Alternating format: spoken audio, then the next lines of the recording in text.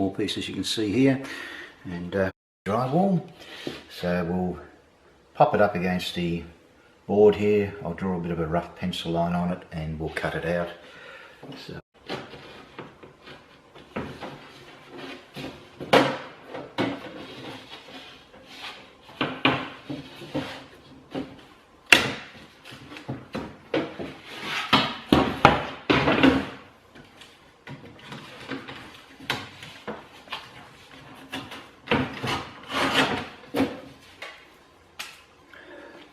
just need a little rectangle, so I've cut out a small piece, as you can see here.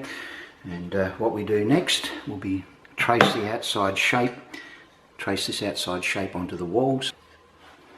So my next task is just to simply position this over the hole and just simply draw around it. About that'll do it. Again, I'm not that fussed at this point.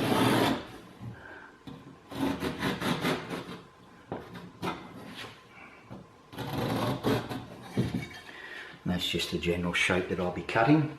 And again, we just use a Stanley knife and pop it on here, and away we go. I think I'll go through that way. I'll do.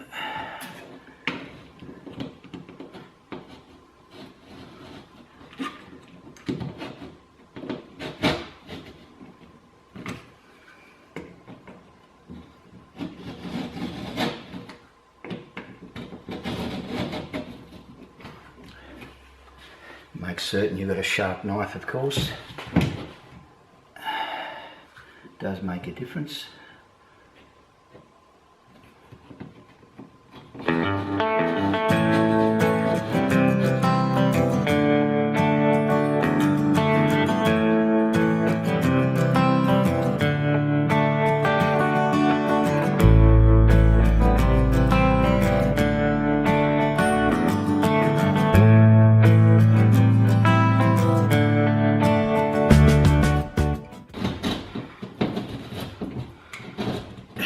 Should start to come out, which it is. I'll just shape it up a little bit. Do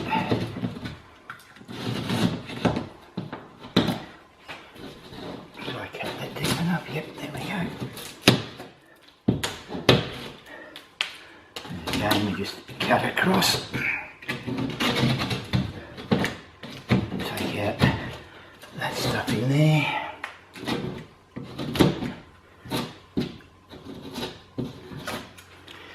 See if my piece I've cut will fit. Okay, I need to come up.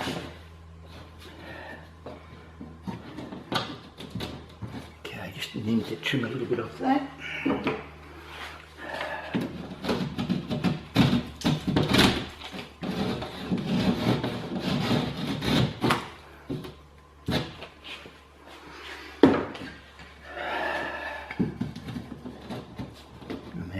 That'll fit in nicely.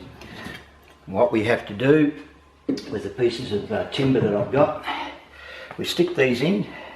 I'll probably put it that way. I'll put a screw hole in on either side to hold that in place, which I'll do right now. I'll get my electric drill out, turn it on.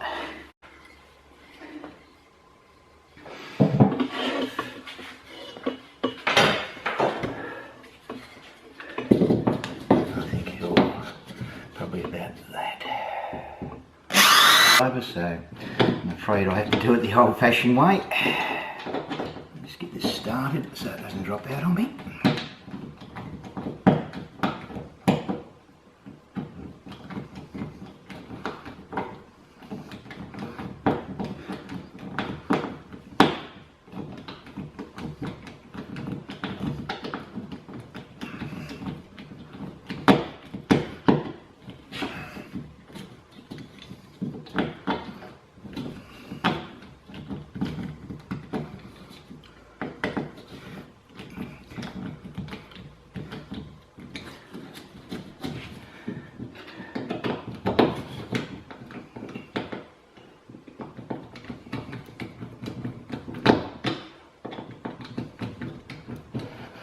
These are old screws I managed to scrounge up.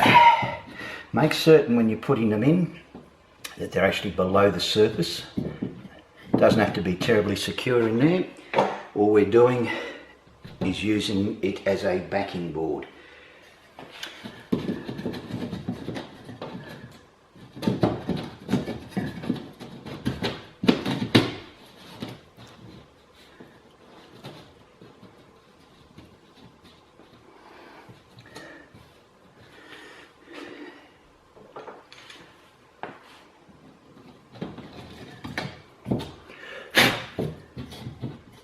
One needs to come up a bit tighter.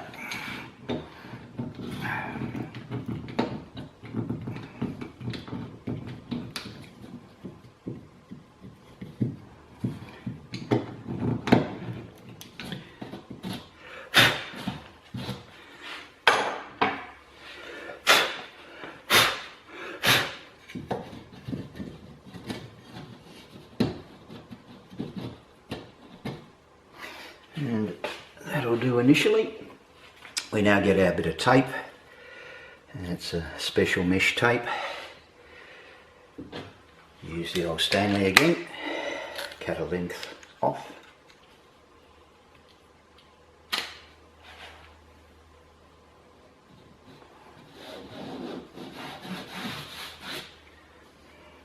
Use a little bit of extra adhesion to where the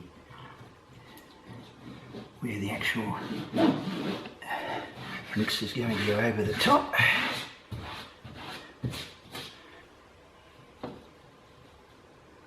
And the beauty of this stuff, when you go to sand it down later, you can sand straight through it, so it's not an important thing to worry about.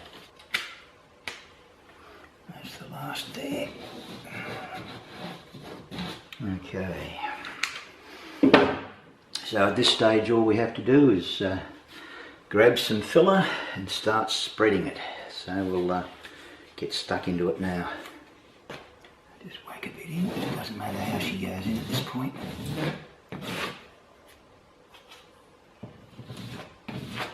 What we're interested in is the finished product.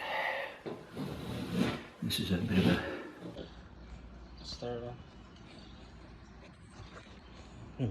So with any drywall project, first thing we need to do is find the dimensions, which is the length and the width of the void to be filled, and also the depth of the new paperboard to be placed in there, which is either 1/2 inch or 5/8. Most board that goes in today is 5/8. So as you can see, Dio here has already cut the board to 15 inches by 6. And right now, he's using the compound, which is like a light cement, to fill in any gaps or holes. It usually takes about a good 24 to 36 hours to dry, and it'll harden like cement. But the good thing is after it hardens, it's actually pliable where it can be sanded, either dry sanded or wet sanded with a sanding screen. How do you say stop? What? Stop. Hit that button? Yeah. So the next step in the process is once we move on from the 2-inch trowel, we move on to the 6-inch trowel that Dio's holding now. What this does is it covers more real estate on the board that you're using. As you can see here, he's using the 6-inch trowel and he's applying the joint compound. And as I said before, the joint compound is water soluble, so it can be sanded, either dry sanded or wet sanded. And you can see how smooth the application's coming out.